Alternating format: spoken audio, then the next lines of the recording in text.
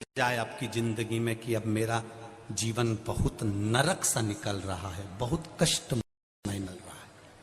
ये बेलपत्री लेना, इस बेलपत्री के बीच वाले पत्ते पर पीला चंदन लगा लेना। कितना लगाना है?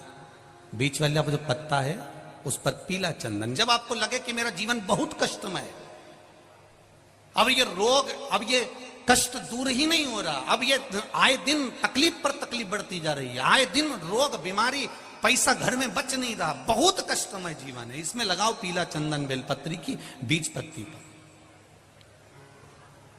महाराज, और बीज पत्ती पर जब चंदन लग जाए, लगने के बाद में ये दोनों पत्ती पर लाल चंदन लगा लीजिए। इन दोनों पत्ती के बीच में जो डंडी का भाग होता है, आपको कहा था, आपको स्मरण में होगा शायद, हमने जब बेलपत्री की महत्वता बताई थी तो उस बेलपत्री की महत्वता में कहा था ब्रह्मा विष्णु महेश ये तीन हैं, बोला था। बीच में ये बड़ी पत्ती से लेकर जो दो पत्तियां होती हैं, इनके बीच में जो जगह बचती है, इसमें मां पार्वती के 64 योगनियां, मां पार्वती अपनी पूर्ण सिद्धि के साथ में जितनी भी देवी के स्वरूप हैं, वो माता 64 योगनियां देवी के स्वरूप में यहां पर विराजमान होती हैं। दो पत्ती के नीचे से जो डंडी होती है नीचे तक, ये पूरी डंडी में 33 कोटि देवी देवताओं विराजमान होते हैं इस पूरी डंडी के अंदर।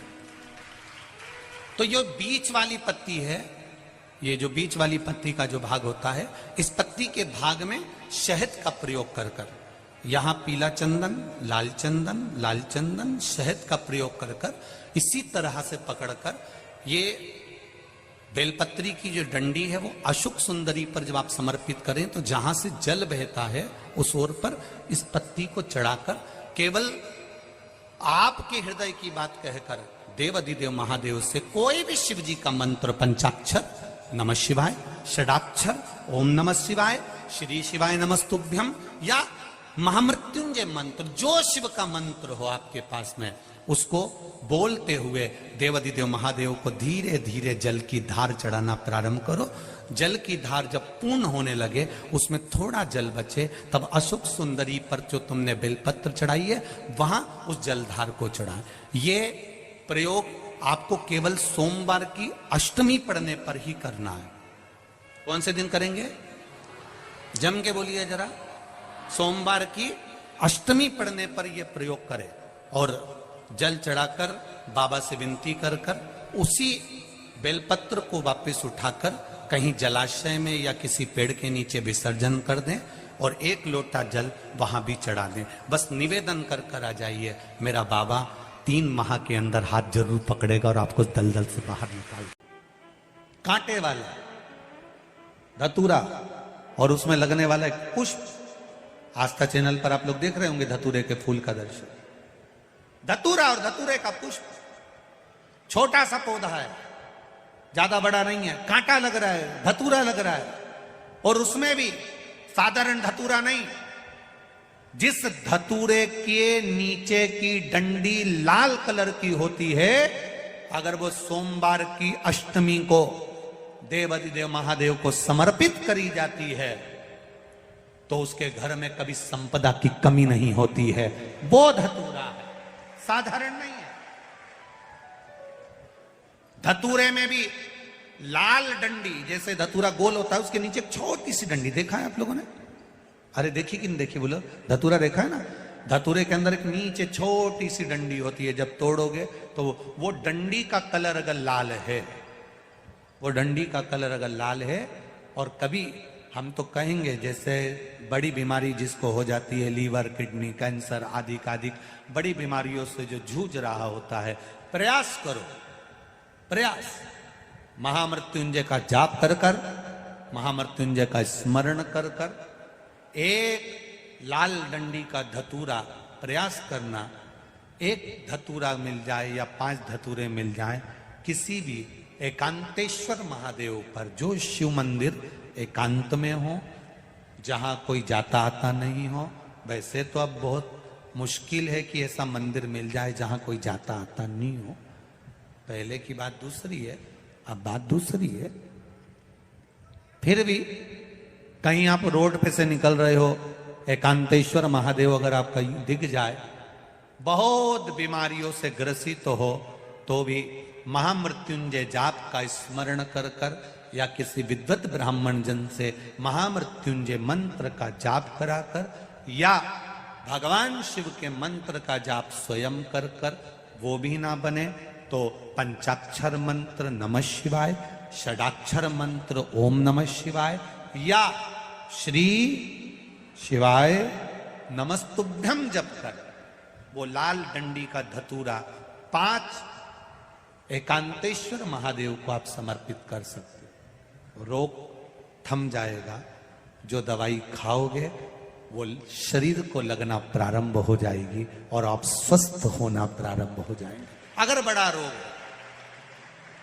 है और नहीं हो रहा काम, बहुत दिनों से लगे हो नहीं हो रहा, हरा मूंग ले जाओ, मूंग के दाने तो रहते हैं घर में, केवल 31 मूंग के दाने लेकर जाइए, 31 चावल के दाने लेकर जाइए और 31 ही बेलपत्र लेकर जाइए। जिस दिन सोमवार की अष्टमी हो, कौन से दिन?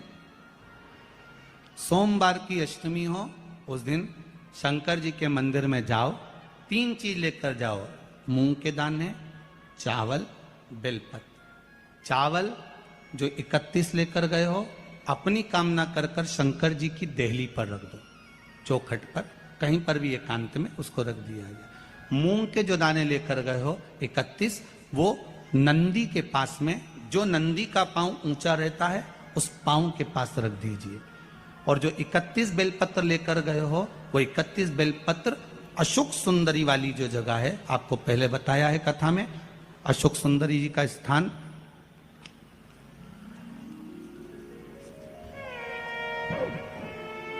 ये शिवलिंग, ये जलाधारी जहां से पानी बहता है, उसके बीच में एक मोटी सी लाइन होती है जो शंकर भगवान की छोटी लड़की अशोक सुंदरी का स्थान है। शिव जी के 13 बच्चे हैं, 13 बच्चे में सबसे छोटी लड़की अशोक सुंदरी यहीं पर विराजमान होती है जहां से पानी नीचे गिरता है।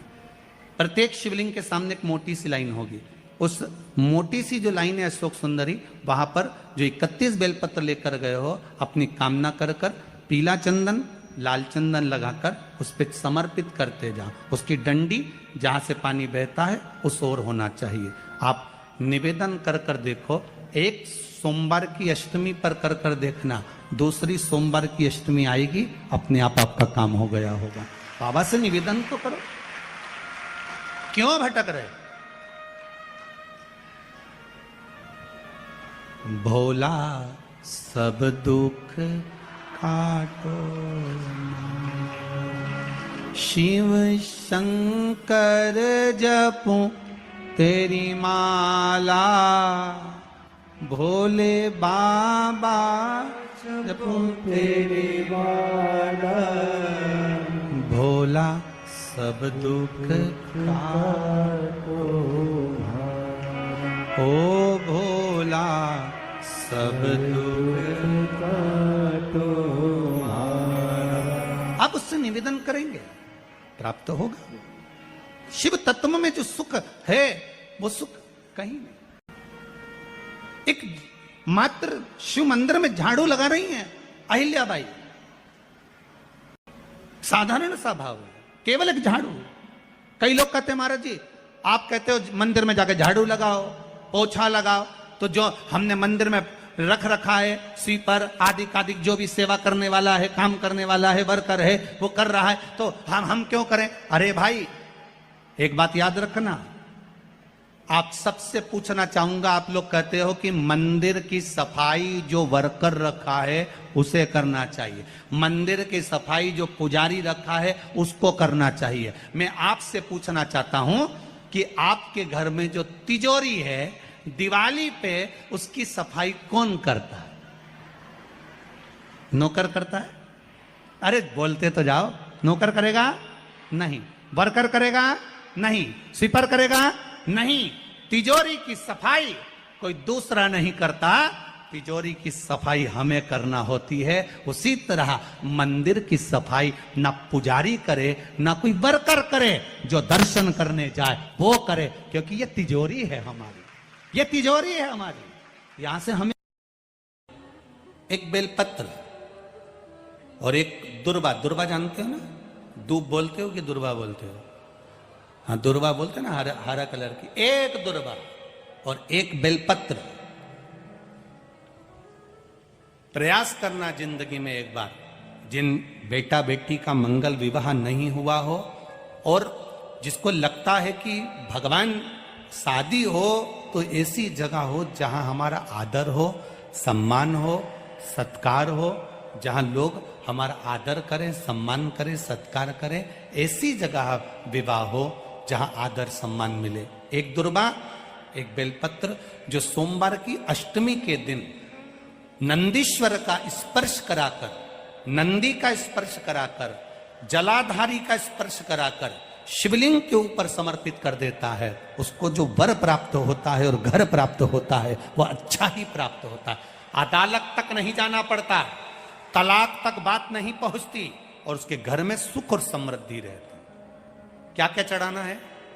जम के बोलो जरा। एक दुर्वा और एक बेलपत्र।